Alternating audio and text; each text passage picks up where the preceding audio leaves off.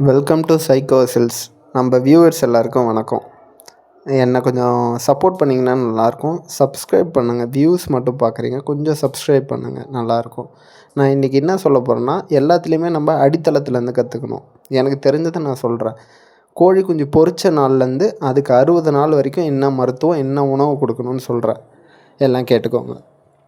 First கோழி குஞ்சு பொரித்த உடனே ஓகேங்களா, ஃபஸ்ட்டு அந்த ஓடை எடுத்துருங்க. நிறைய பேர்கிட்ட இது நடக்கும். அந்த ஓடை எடுக்க மாட்டீங்க, எறும்பு வந்துடும், அது கோழி குஞ்சை அஃபெக்ட் பண்ணிடும், கடித்து நிறைய கோழி குஞ்சு இறக்கிறதுக்கு இருக்குது. அதனால் ஃபஸ்ட்டு கோழி குஞ்சை எடுத்துட்டு உங்கள் புது கூண்டுக்கு அந்த கோழி குஞ்சை மாற்றுறீங்கன்னா, ஃபஸ்ட்டு கோழி குஞ்சை அந்த கூண்டுக்கு மாற்றுறதுக்கு முன்னாடி பொட்டாசியம் பெர்மேங்கனேட் கிடைக்கும். எல்லா கடையிலையும் கிடைக்கும் மெடிக்கலில்.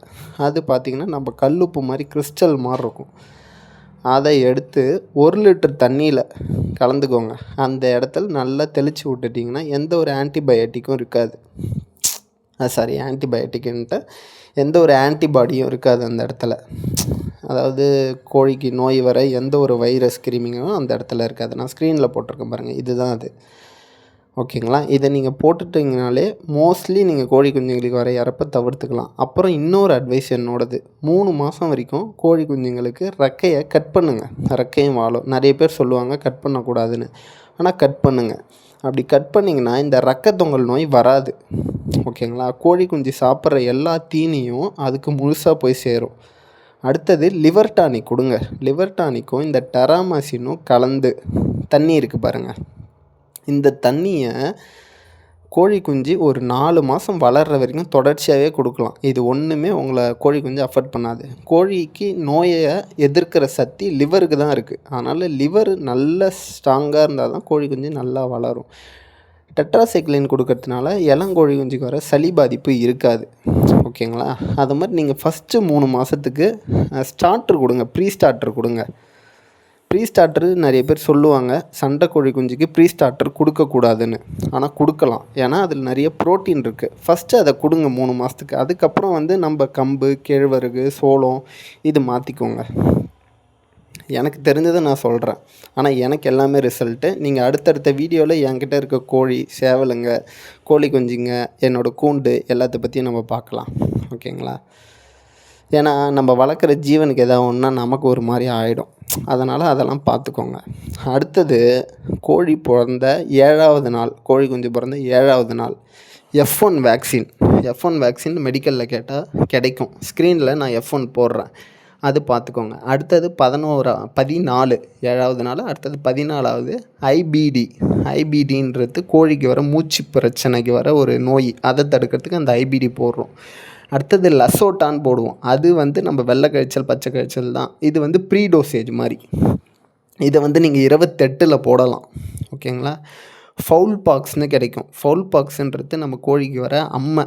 ஓகேங்களா, அம்மைன்றது எப்படி சொல்கிறது, மோஸ்ட்லி ஹீட்னால தான் வருது அம்மை. அதனால் கோழி குஞ்சுங்களை வெயில் நாளில் நல்ல கீரை வகைகள், ஓகேங்களா, பசுந்தீவனம் அந்த மாதிரி கொடுங்க. ஓகேங்களா, முடிஞ்ச அளவுக்கு கோழிங்களை கொஞ்சம் நீங்கள் இருக்கிற செடி கொடி வளர்க்குறீங்கன்னா அது பக்கம் கொஞ்சம் தண்ணி ஊற்றி வைங்க. அதில் அதுங்க சீச்சி மண்குளியல் போட்டாலே முக்கால்வாசி நோய் அதுங்க தவிர்த்துக்கும். மோஸ்ட்லி கோழிங்க தனக்கு என்ன வேணுமோ அதை தானாகவே தேடி செஞ்சுக்கும். அதுக்கான சூழலை மட்டும் நீங்கள் உருவாக்கி கொடுங்க. ஓகேங்களா, அடுத்தது 90வது நாள் 3வது மாதம். ஓகேங்களா, இது போடணும். R2B வேக்சின் போடணும். இது போட்டுட்டிங்கனாலே நான் சொல்கிற இந்த 3 மாதத்தை கண்டினியூவாக செஞ்சிட்டிங்கன்னா அடுத்து 3 மாதத்துக்கு ஒரு வாட்டி R2B போட்டால் மட்டும் போதும். உங்கள் கோழி பெருவாரியான நோயிலேருந்து தப்பிச்சிரும். இதில் நமக்கு இது இல்லாமல் வர நோய்ங்கன்னு பார்த்தீங்கன்னா இது வரும், கொரைசா வரும். இது கொரைசா. ஆனால் கொரைசாக்கும் நான் அடுத்தடுத்து உங்களுக்கு மருத்துவம் சொல்கிறேன். இந்த கோழிங்களை பொறுத்த வரைக்கும் நாட்டு மருந்தும் இருக்குது, இங்கிலீஷ் மருந்தும் இருக்குது. நம்ம நாட்டு மருந்துன்னா அதை உணவுலேருந்து கொடுத்து கோழியை நம்ம ஆரோக்கியமாக வச்சுக்கணும். அடுத்தடுத்த வீடியோவில் நான் என்னென்னு உங்களுக்கு சொல்கிறேன். ஓகேங்களா, இப்போ உங்களுக்கு மருந்துலாம் சொன்னேன், அது எப்படி போடணுன்றது இப்போ சொல்கிறேன். F1 வாங்குறீங்க, அது கூட ஒரு சொட்டு மருந்து மாதிரி ஒரு லிக்யூடு தருவாங்க. இது ரெண்டுத்தையும் மிக்ஸ் பண்ணி கோழியோட மூக்கில் ஒரு சொட்டு, கண்ணில் ஒரு சொட்டு. ஓகேங்களா, இது 7வது நாள் போடணும். F1 நல்லா கேட்டுக்கோங்க. ஐபிடி இதை 14வது நாள் போடணும். இதுவும் சேம் தான், கண்ணில் ஒரு சொட்டு, மூக்கில் ஒரு சொட்டு. ஓகேங்களா, அடுத்தது லசோட்டா, இதுவும் சேம் தான். இதையும் மிக்ஸ் பண்ணுறீங்க, கண்ணில் ஒரு சொட்டு, மூக்கில் ஒரு சொட்டு. 45வது நாள் கோழிங்களுக்கு ரெக்கை வளர்ந்துடும். சிரஞ்சில் 0.5ல் ஃபவுல் பாக்ஸ் வேக்சின் ஓகேங்களா. இது போட்டிங்கன்னா உங்கள் கோழிக்கு அம்மை நோயின்றதே வராது. பெருவாரியான நோயை நீங்கள் தவிர்த்துக்கலாம் ஓகேங்களா. அடுத்தது பார்த்தோன்னா R2B 90வது நாளும் இதுவும் பார்த்தோன்னா இன்ஜெக்ஷனில் மிக்ஸ் பண்ணி எடுக்கணும்.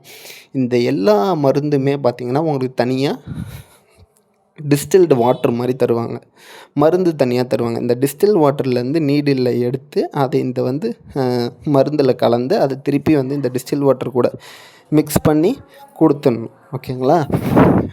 நீங்கள் சிரஞ்சியாவோ இல்லை ஓரலாவோ கொடுப்பீங்க. இது மூலயமா நீங்கள் இருக்கிற நோயெல்லாம் தவிர்த்துக்கலாம் ஓகேங்களா.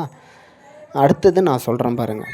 இது இல்லாமல் உங்களுக்கு திடீர்னு கோழி சடனாக உறங்கும் ஓகேங்களா. அந்த சமயம் என்ன பண்ணலான்னு சொல்கிறேன் பாருங்கள். எரித்ரோமைசின் டேப்லெட்னு ஒரு டேப்லெட் கிடைக்கும். இந்த டேப்லெட்டு அவ்வளோ அற்புதமான டேப்லெட். ஆனால் இன்னும் நிறைய பேருக்கு நம்மளுக்கு தெரியாது. எனக்கே கிட்டத்தட்ட இப்போ ஒரு 8 மாதமாக தான் இந்த டேப்லெட் தெரியும். அற்புதமான டேப்லெட்டு. இது என்ன பண்ணுன்னா, ஃபஸ்ட்டு கோழிங்களுக்கு நோய் வந்துச்சுன்னா அந்த உறங்குது பார்த்திங்களா, அந்த இன்ஃபெக்ஷனை குறைக்கும். அதுக்கு குறைச்சிட்டாலே நம்மளுக்கு பிரச்சனை தான். அதனால் நீங்கள் கோழி உறங்குதுன்னா ஒரு எரித்ரோமைசின் டேப்லெட் வாங்குங்க. ஒரு மாத்திரை வாங்கினீங்கன்னா தண்ணியில் கரைச்சிங்கன்னா அந்த உறங்குற கோழி குஞ்சுக்கு சிரஞ்சில் எடுத்து வாயில் இன்ஜெக்ட் பண்ணலாம், குடிக்க வைக்கிறது ஓகேங்களா. நீங்கள் பிறந்த குஞ்சுக்கு நீங்கள் ஊற்றுறீங்கன்னா அது நாஞ்சில் ஏறிக்கும், அந்த பிரச்சனைலாம் வரும். கொஞ்சம் வாயில் எடுத்து சொட்டு சொட்டாக கொடுங்க. எரித்ரோமைசின் நல்ல டேப்லெட். ஸ்க்ரீனில் அந்த டேப்லெட் போடுற பார்த்துக்கோங்க. இது இல்லாமல் கோழிங்க நீங்கள் இப்போ நிறைய பேர்கிட்ட இட வசதி இல்லை, ஒரு காம்பவுண்டுக்குள்ளே வளர்ப்பீங்க, தீனிலாம் நல்லா வைப்பீங்க, இப்போ நான் சொன்ன மருந்து எல்லாமே பண்ணிடுவீங்க. ஆனால் கோழி பார்த்திங்கன்னா உங்களுக்கு சடனாக கை கால் ஒரு பக்கமாக இழுத்துக்கடுத்து, தலை ஒரு பக்கமாக கோணிக்குன்னு லாக் ஆகிடுச்சு, இதெல்லாம் வரும். ஆனால் இது நோய் கிடையாது ஓகேங்களா. கோழிங்களுக்கு இந்த நரம்பு சத்து குறைபாட்டினால வர நோய் இது ஓகேங்களா. இந்த நோயும் வரும் ஓகேங்களா. இதுவும் ஒரு 4-5 மாதத்துக்குள்ளேவே உங்களுக்கு வரும். அப்போ நீங்கள் என்ன பண்ணணுன்னா, கோழிக்கு தீனி வைக்கிறீங்க பார்த்திங்களா, அந்த தீனியிலே ஒரு 2 நியூரோபின் மாத்திரை, இன்னும் ஒரு அட்டையே 40 ரூபாயோ என்னமோ. நம்ம இவ்வளோ 1500 கோழி வளர்க்குறோம், 2000 கோழி வளர்க்குறோம். 2000 அது வேறு. நம்ம ஒரு வருஷம் உழைப்பு தான் இந்த சண்டை கோழி. அப்படி வளர்த்தா தான் நமக்கு இதுக்கான பலன் கிடைக்கும். அதனால் கொஞ்சம் நியூரோபின் அந்த தண்ணியில் கலந்து அந்த தீனியோடு கலந்து வச்சிங்கன்னா அதெல்லாம் சாப்பிட்டுச்சுன்னா கோழி ரொம்ப ஆரோக்கியமாக வளரும். வீடியோ ரொம்ப லென்த்தாக போகுதுன்னு நினைக்காதீங்க. நான் சொல்கிற தகவல் எல்லாமே நல்லாயிருக்கும். பொறுமையாக வீடியோவை பாருங்கள்.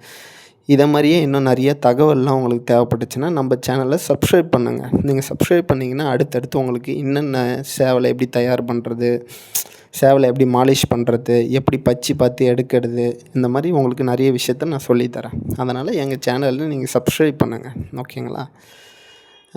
நான் எல்லாம் என் அனுபவ ரீதியாக சொல்கிறேன். நீங்கள் தர இந்த சப்ஸ்கிரிப்ஷன் அப்படின்றத விட எனக்கு நிறையா எனக்கு தெரிஞ்ச விஷயத்த 4 பேருக்கு சொல்லணும். ஏன்னா நான் ஒரு 16 20 வருஷத்துக்கு மேலே இந்த கோழி வளர்க்குறேன். 9 வயசுலேருந்து வளர்க்குறேன். இன்றைக்கி எனக்கு இன்னும் 26 வயசு ஆகுது. கிட்டத்தட்ட ஒரு 19 வருஷமாக வளர்க்குறேன்னு வச்சுக்கோங்களேன். அதனால் எனக்கு கொஞ்சம் விஷயம் தெரியும். அதனால் ப்ளீஸ் சப்ஸ்கிரைப் பண்ணுங்கள். அடுத்த வீடியோவில் பார்க்கலாம்.